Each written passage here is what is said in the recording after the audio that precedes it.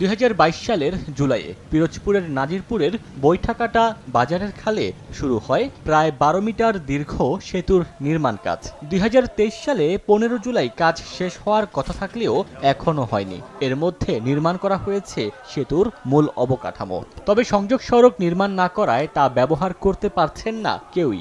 স্থানীয়রা বলছেন সেতুটি ব্যবহার করতে না পারায় 3 উপজেলার বাসিন্দাদের যাতায়াতের ভোগান্তির পাশাপাশি ক্ষতি হচ্ছে আঞ্চলিক বাণিজ্যে। পশ্চিম মাথাওয়ালাটা মনে হয় হাসপাতাল, বডিগার্ড হাসপাতাল, একজন রোগী আসলে যাইতে পারে না। আইন শৃঙ্খলা বাহিনীর ফাঁড়ি থানা আছে, তারা যে কোনো সময় যে কোনো অঘটন ঘটলে তারা একটা হোন্ডা নিয়ে বের হয়ে যেতে পারে না। ট্রাকগুলো ঢুকতে পারে না, তাদের মাল বহন করতে বা বের করতে তাদের ক্যারিং কস্ট অনেক বেশি লাগে। 3 বছর পর্যন্ত এটা পরিত্যক্ত অবস্থায় পড়ে আছে।